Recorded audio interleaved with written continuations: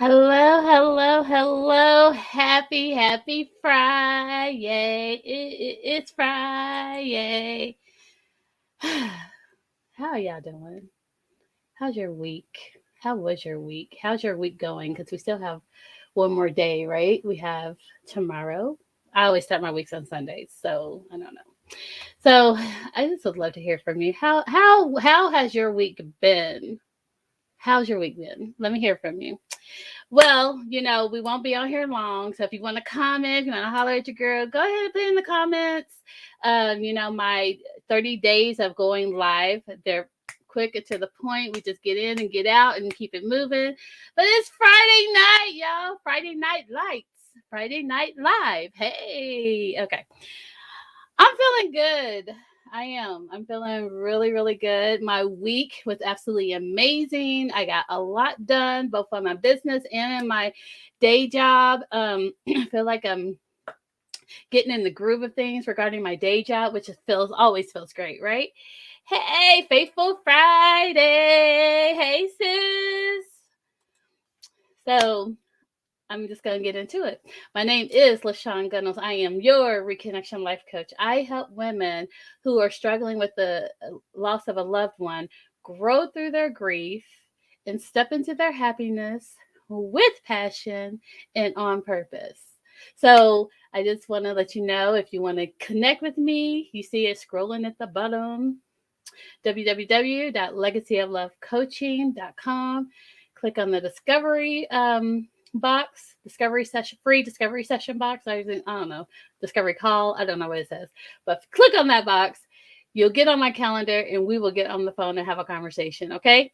All right. Well, today's topic, oh my God, just say ouch, you know, just say ouch. I was reading a devotional, and I'm not going to read this whole devotional because it kind of gives me an idea of where I want to go. And the topic of his devotional was ouch, that hurts.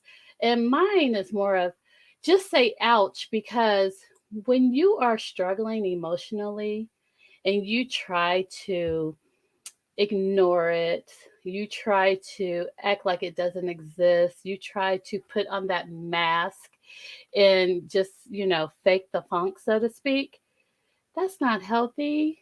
And it prolongs, even prevents the healing process. But when you decide to say, ouch, that hurts. I'm feeling some kind of way. This pain is aggravating. I think I said that wrong. Laugh with me, sis. Tell me what I said wrong. We'll remember this one. I don't know what I said wrong the other day, but it just doesn't feel good, right? um, when you acknowledge that pain, when you acknowledge what you're truly feeling, it then opens up space for you to get to the other side of that.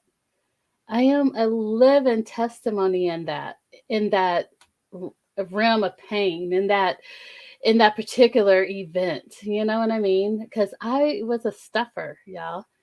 I was a stuffer. I stuffed all of my pain and all of the hurt and all the emotions, that come with the hurt. I just stuffed them, like pushed them way down as if I could just flush them out of my body, right? Or I shelved them, just put them on a shelf and act like that doesn't exist. And so unhealthy, so unhealthy, because those things come back to you and then they show up stronger because you never dealt with them the first time around. So I just want to encourage somebody and let you know that when you deal with your emotional pain, it does make a better you. It helps you to be the best you that you can be. Because I know everybody is all about um, making, when you agonize pain, you can, yes, and yes. I don't know what that says though. Sorry, sis. You and your words, they're beautiful, but I think I know what that means, but I don't know how to pronounce it.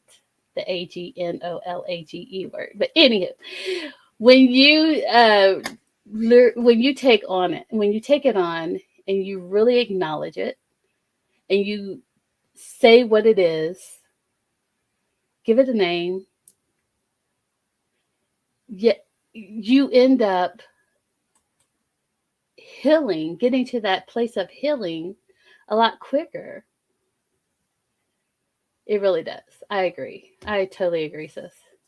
So my whole thing is, you guys, I know, we like to be out here in these streets, thinking we don't like to burden other people. I don't want to say we think we have it all together, but we want people to think that we're okay. We don't want people to worry about us. We don't want people to be too concerned about what's going on in our world and all that. And when we're not real with ourselves about what's going on with us, we can't be real with others. And then we end up living this life of just despair and ickiness and unhappiness and all that.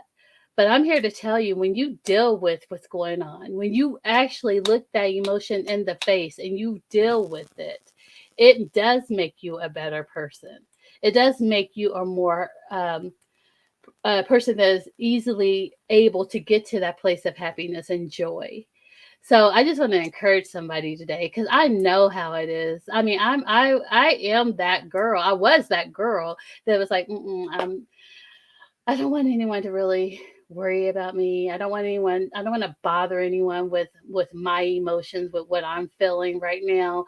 I got this. I'll handle this, and I'll handle it my way. But I was not really handling it, because part of it is really talking about it, sharing it. When you just, keep it to yourself and stuff it, and then you don't even address it with yourself, and then you don't have anyone to talk to about it, it's very, very emotionally straining and draining and unhealthy. It kind of causes you to be a toxic person. I know I was very unhappy, and I was very angry, and I had all this stuff going on, and I did not deal with it well at all because I wasn't dealing with it. Does that make sense? So you definitely want to just please stay in tune and intact with your emotions. When you look emotions in the face, it makes you better. It really does. Look at it in the face, call it out for what it is. And let's see what Janice says. Thank you for this reminder and encouragement. We weren't created to be lonely at all. Exactly, we weren't. And I know with COVID and all the stuff that society's throwing at us, it's trying to make us be those lonely loners. We're a society of loners. We just use these and just kind of keep our heads down and don't interact with other human beings. And that's not what we were created for. Stuffy pain is straining and draining. This can be toxic. Thank you for quoting me, Amber. I appreciate you. I so appreciate you. Be in tune with your emotions. Absolutely. Absolutely. So, the verse that we're going to come, and then the one thing, I definitely want to say is the first step. This is what I will read from his devotional. I don't even know who this guy is, but I'll find his name and give him his credit. The first step of any emotional healing is to admit you are hurt. So just say, ouch, it hurts, right? He says, denial and pride that's are a vicious combination that stops us from admitting hurt or personal pain. So don't be in denial and let the pride go. Let me see so I can give this person. It's Paul Mark Goulet. And it's his, I don't even know what this devotion. Ouch, that hurts. A devotion on emotional healing. And it's in the Bible app. The Bible app. So wanted to make sure I gave him his props. And I'm definitely going to go with the verse that he had with it, that he absolutely. The verse that he put with his devotional is Psalm 6 and 2. And I have it on the Amplify because of my sister. I just had to read, because I had never read the Amplify version and ever until meeting Amber. And I see exactly what she means by it's very, very self-explanatory. So verse 6, I mean Palms, Psalms verse 6. Uh Let me try it again. Psalm 6 verse 2. Psalms 6 verse 2.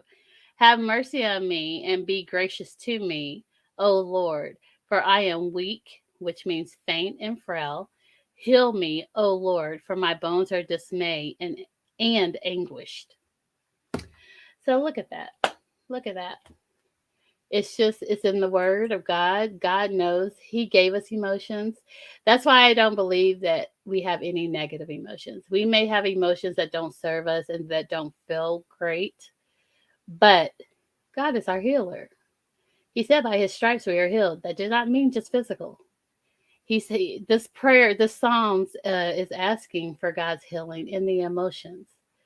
So, hey, if people way back in the biblical days, uh, David wrote Psalms, right? David way back in the biblical days was able, and I promise y'all, I am good. Like I'm good. I just, those who know me know I get tongue tied because I try to talk too fast or whatnot. But David was able to ask God for healing. So what makes us think that we shouldn't, right? All right, loves. I so appreciate you hanging out with me tonight. I want y'all to have an amazing Friday, rest of your Friday night, and a great rest of your weekend. And until tomorrow, love and blessings. See ya.